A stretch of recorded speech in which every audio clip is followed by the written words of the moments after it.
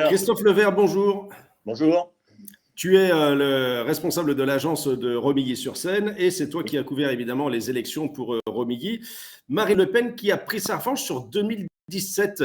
Les enseignements à tirer de ce second tour, Chris, sont lesquels? Tout d'abord, le premier enseignement à tirer de cette consultation, c'est bien sûr l'enracinement des extrêmes, qu'elle se situe aussi bien à gauche avec Jean-Luc Mélenchon qu'avec Marine Le Pen à l'extrême droite. Le premier, avec plus de 25% des voix, est arrivé en deuxième position lors du premier tour. Quant à Marine Le Pen, elle s'octroie une belle victoire dimanche soir en attirant sur son nom près de 53% des électeurs, battant ainsi Emmanuel Macron qui totalise 47% des voix. Le maire de Romilly, pardon, Éric Villemin, c'est un LR pur jus. Quelle a été sa réaction en voyant ça? Le maire, à la lecture des résultats, n'a pas vraiment paru surpris. Bon, depuis des années, il dénonce en effet un abandon des territoires et de ses habitants au profit des grandes agglomérations. Il avait parrainé Éric Zemmour.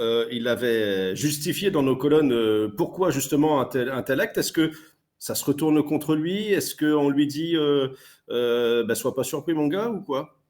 Non, l'affaire a été plutôt rendue polémique au niveau politique, mais avec l'opposition. Mais en ville, on n'a pas trop senti une opposition à ça, non.